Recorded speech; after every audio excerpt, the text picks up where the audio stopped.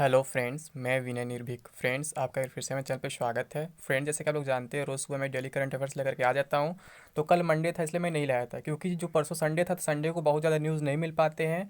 Sunday को सारे office close रहते हैं, तो इसलिए संडे का न्यूज़ मंडे को नहीं बन पाता है। तो मैं आज क्या है, 2 दिन का न्यूज़ एक साथ मिला करके लाया हूँ, संडे और मंडे का, हमेशा की तरह। फ्रेंड्स, मंडे को मैं ऑफ रखता हूँ, मंडे को करंट अफेयर्स नहीं लाता हूँ। ठीक है फ्रेंड्स, तो आज का हम स्टार्ट करते हैं बगैर टाइम आपका लिए। ठीक है, तो हम हमेशा की तरह आज भी राष्ट्रीय समाचार से स्टार्ट करेंगे। जैसे आप देख रहे हैं, डेली करंट अफेयर्स 21 अप्रैल 2020, राष्ट्रीय समाचार। पहला देख लेते हैं। कोविड-19 का मुकाबला करने के लिए सरकार ने लॉन्च किया ऑनलाइन पोर्टल। भारत सरकार ने कोविड-19 का मुकाबला करने और रखने के लिए मानव संसाधनों की जानकारी युक्त एक डैशबोर्ड लॉन्च किया है। यह डैशबोर्ड वेबसाइट covidwarriors.gov.in पर एक ऑनलाइन पोर्टल के रूप में बनाया गया है। यानी कि क्या है, कोविड-19 मुकाबला करने या उसकी जानकारी रखने के लिए क्या किया गया है, covidvirus.gov.in से मतलब एक ऑनलाइन पोर्टल बनाया गया इस नाम का। ठीक है फ्रेंड्स, ये ज़्यादा इंपॉर्टेंट अभी नहीं है। ठीक है, जो इंपॉर्टेंट रहेगा मैं बता ही दूंगा, हमेशा की तरह बता ही देता हूँ। संस्कृति मंत्री ने भारत की अमूर्त सांस्कृतिक विरासत की राष्ट्रीय सूची की जारी। ये इंपॉर्टेंट है फ्रेंड्स, कि इसको किसने जारी किया है, क्या है, ये सब जानना जरूरी होता है। तो केंद्रीय संस्कृति मंत्री स्वतंत्र प्रभार प्रहलाद सिंह पटेल द्वारा भारत की अमूर्त सांस्कृतिक विरासत, इंटेंजिबल कल्चरल हेरिटेज की राष्ट्रीय सूची जारी की गई है। यह सूची संस्कृति मंत्रालय के विजन 2024 का भाग है, जिसका लक्ष्य भारत की विविध राज्यों की अमूर्त सांस्कृतिक विरासत परंपराओं के बारे में राष्ट्रीय और अंतर्राष्ट्रीय स्तर पर जागरूकता फैलाना और उनका संरक्षण सुनिश्चित करना है। उपरोक्त समाचारों से आने वाली परीक्षाओं के लिए महत्वपूर्ण तथ्य। यूनेस्को के महानिदेशक ऑड्रे अजोले। फ्रेंड्स, ये डेली आ रहा है। यूनेस्को के महानिदेशक, आप लोग अगर डेली मेरा करंट अफेयर्स देखे होंगे तो आपको एक भी चीज़ पढ़ने की जरूरत नहीं होगी। मैं बार बार कहता हूँ, बस आप मेरे करंट अफेयर्स में डेली बने रहें, बस इसे लास्ट तक डेली देखते रहे, स्किप ना करें। तो आपको कभी किसी मैगजीन की ज़रूरत नहीं पड़ेगी। फ्रेंड्स, मैं आपसे यही कहूँगा, और कभी भी किसी एग्जाम में आपको किसी अदर बुक की जरूरत तो पड़ने वाली नहीं है। और एग्जाम में सारे क्वेश्चन यहीं से आने वाले, लगभग 80% की तो मैं गारंटी लेता हूँ कि क्वेश्चन यहीं से आने वाले हैं। बस इसका कंडीशन ये है कि आपके एग्जाम इधर जुलाई के बाद हो, क्योंकि मैंने सीरीज अप्रैल से स्टार्ट किया है। तो मान लीजिए मई जून में जो एग्जाम होंगे वो पहले के भी क्वेश्चन उठा सकते हैं, लेकिन जुलाई के बाद अगर होते हैं एग्जाम तो इसमें से मैक्सिमम चांसेस है कि यहीं से रहेंगे, बहुत कम क्वेश्चन पुराने रहेंगे। तो फ्रेंड्स, इसीलिए कहता हूँ बस आप लोग वीडियो को स्किप ना करें, बस मैं आपसे यही कहूँगा। ठीक है फ्रेंड्स, अब नेक्स्ट देखते हैं राज्य समाचार। यूपी गवर्नमेंट ने जियो टैग कम्युनिटी किचन के लिए गूगल से की साझेदारी। उत्तर प्रदेश सरकार ने राज्य में जियो टैग कम्युनिटी किचन बनाने के लिए तकनीकी दिग्गज गूगल के साथ हाथ मिलाया। इस किचन में दैनिक आधार पर 12 लाख फूड पैकेट का उत्पादन होता है। अब Uttar Pradesh geo tag community kitchen वाला पहला राज्य बन गया। तो ये मोस्ट इंपॉर्टेंट क्वेश्चन है फ्रेंड्स। अगर स्टेट गवर्नमेंट का कोई एग्जाम है तो और इंपॉर्टेंट हो जाता है। जैसा कि मान लीजिए यूपी पीसीएस का नोटिफिकेशन आने वाला है, यूपी लेखपाल का नोटिफिकेशन अगले साल आने वाला है, तो आप लोग जान रहे हैं फ्रेंड्स। तो ये यूपी के एग्जाम के लिए और इंपॉर्टेंट हो गया कि मान लीजिए जियो टैग कम्युनिटी किचन बनाने के लिए मान लीजिए कौन सा पहला राज्य बन गया है कम्युनिटी किचन वाला, तो कौन है? उत्तर प्रदेश है फ्रेंड्स। ठीक है, तो आगामी प्रतियोगी परीक्षाओं के लिए महत्वपूर्ण टेको अवेज। आनंदी बेन पटेल उत्तर प्रदेश के वर्तमान राज्यपाल, सभी लोग जानते हैं। उत्तर प्रदेश भारत का सबसे अधिक आबादी वाला राज्य है। मुख्यमंत्री माननीय योगी आदित्यनाथ है, आप सभी को लोगों को मालूम है। ठीक है, अब नेक्स्ट देख लेते हैं बैंकिंग समाचार। एचडीएफसी बैंक ने एचडीएफसी बैंक सेफ्टी ग्रिड अभियान का किया शुभारंभ। एचडीएफसी बैंक ने सार्वजनिक स्थानों पर सोशल डिस्टेंसिंग को बढ़ावा देने के लिए एचडीएफसी बैंक सेफ्टी ग्रिड अभियान आरंभ किया है। बैंक ने लोगों को प्रोत्साहित करने के लिए अपने लोगों के बाहरी ग्रिड का उपयोग करते हुए जो विश्वास का पर्याय है, एक निशान बनाया है। उपरोक्त समाचारों से आने वाली परीक्षाओं के लिए महत्वपूर्ण तथ्य। एचडीएफसी बैंक का मुख्यालय मुंबई महाराष्ट्र। ये भी फ्रेंड्स बार बार रिपीट हो रहा है। आप लोग अगर देखेंगे मेरे पुराने करंट अफेयर्स के वीडियो तो इसमें आया होगा। जो लोग नहीं देखे हैं वो लोग प्लेलिस्ट में जा करके देख सकते हैं। मैंने एक ऑलरेडी प्लेलिस्ट बना रखा है। ये क्लासेस मैं लगभग 4 या 5 अप्रैल से स्टार्ट किया, भी ज़्यादा पुराना नहीं है। तो फ्रेंड्स, आपसे यही कहूँगा, आप सारे वीडियोस देख लो जाके। ठीक है, तो एचडीएफसी बैंक का मुख्यालय मुंबई महाराष्ट्र में। एचडीएफसी बैंक के प्रबंध निदेशक कौन है? आदित्य पुरी हैं। ठीक है, ये भी आप लोग को मालूम है जो लोग पुराने देखे होंगे हमारे वीडियो। व्यापार समाचार। फिंच ने भारत की जीडीपी दर के अनुमान को घटाकर किया 1.8%।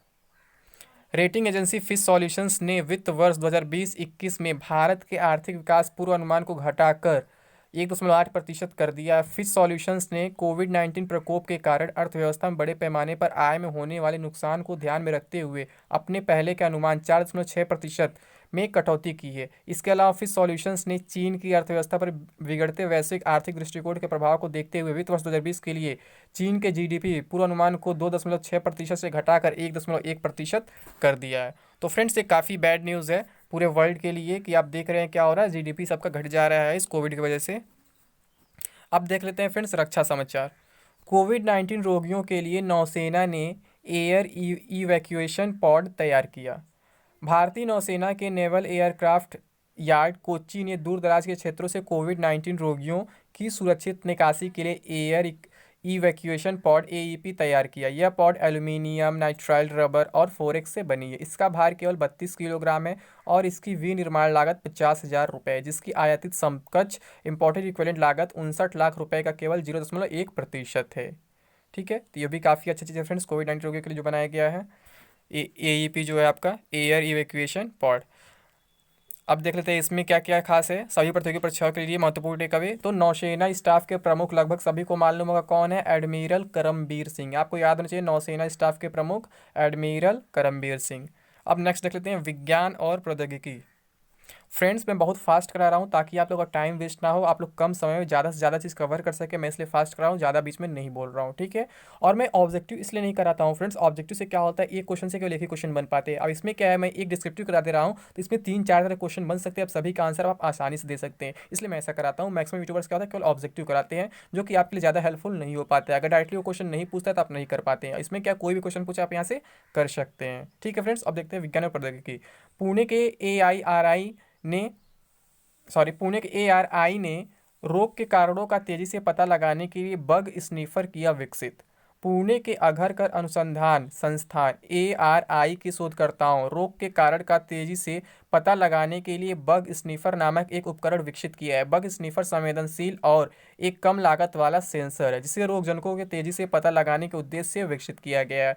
इस नए विकसित पोर्टेबल डिवाइस से सिर्फ 30 मिनट में 1 मिलीलीटर के नमूने के आकार से 10 गुना कम बैक्टीरिया कोशिकाओं से रोग की पता लगाने की क्षमता है। ये भी काफ़ी अच्छा है फ्रेंड्स पहल जो पुणे के एआरआई ने लॉन्च किया, रोग के कारणों का तेज पता लगाने के लिए बग स्निफर किया विकसित।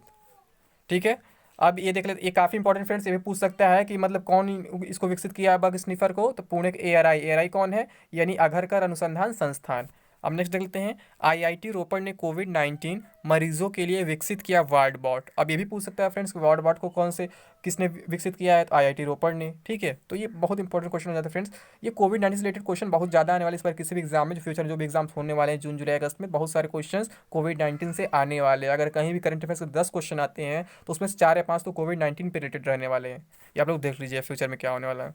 ठीक है, पंजाब के रोपड़ में स्थित भारतीय प्रौद्योगिकी संस्थान आईआईटी ने आइसोलेशन वार्ड में रखे गए कोविड-19 मरीजों को बिना किसी के संपर्क में आए दवाइयाँ और भोजन परोसने के लिए वार्ड बॉट विकसित और डिज़ाइन किया है।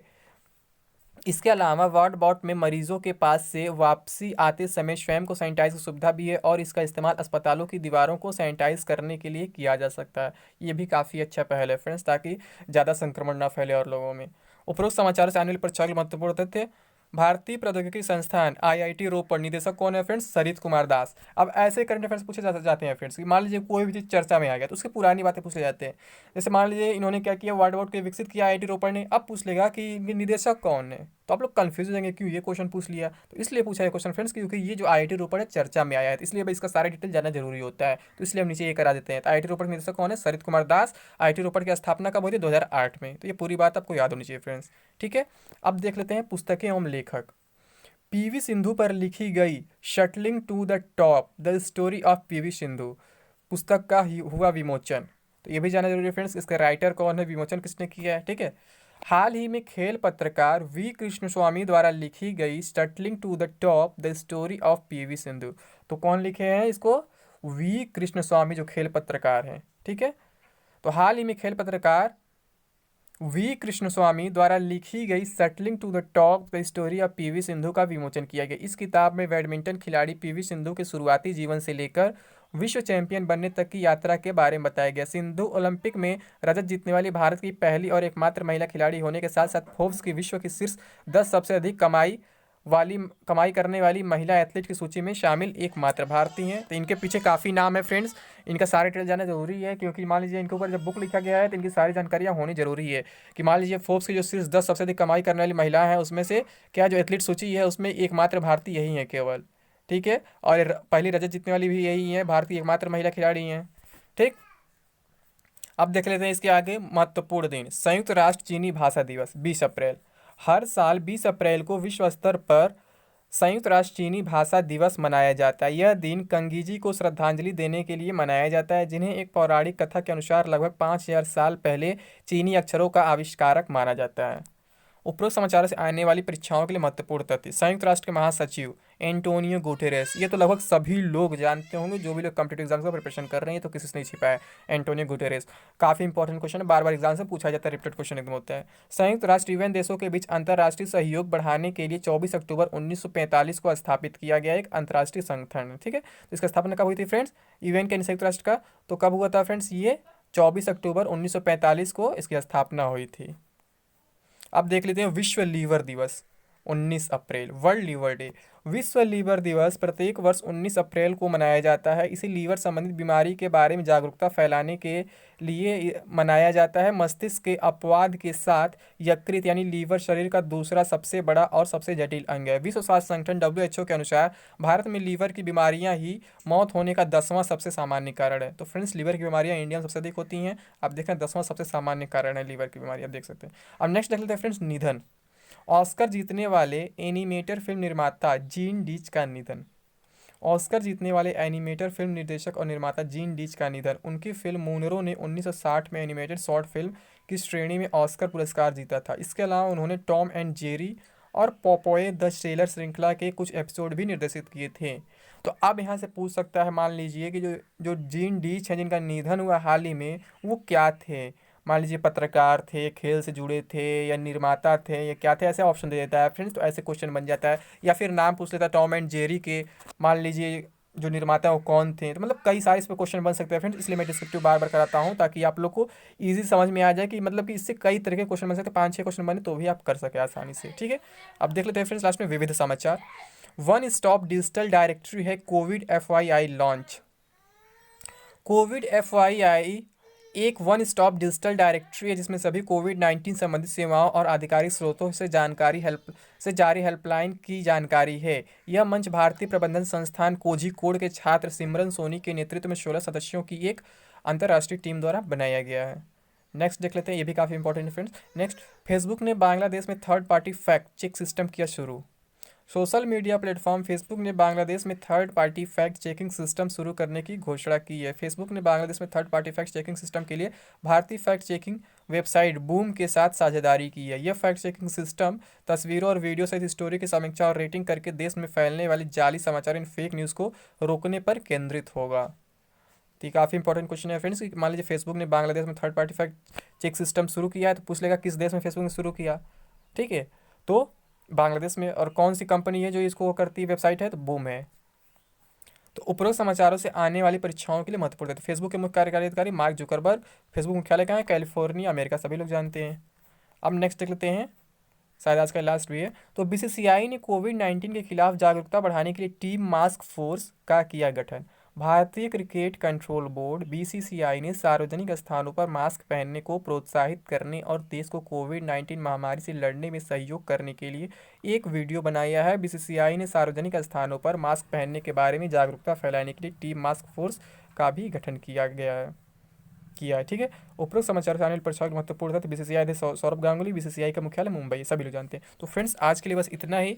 अब मैं आपसे यही कहूँगा कि अगर आप मेरा वीडियो लास्ट तक देख ही लिए हैं तो इसे लाइक करें, कमेंट करें, अधिक से अधिक शेयर करें, ताकि सभी तक ये वीडियो पहुँच सके फ्रेंड्स, क्योंकि शेयरिंग इज केयरिंग होता है। और फ्रेंड्स, अगर आप हमारे चैनल में पहली बार विजिट कर रहे हैं, अभी सब्सक्राइब नहीं किए और वीडियो अंत तक देख लिए, वीडियो को पसंद आ ही गया है, तो एक बार चैनल को सब्सक्राइब जरूर कर लें। और इसके साथ साथ बेल आइकन बटन दबाना ना भूलें, ताकि आपको लगातार नोटिफिकेशन मिलता रहे और आप मेरा वीडियो सबसे पहले देख सकें।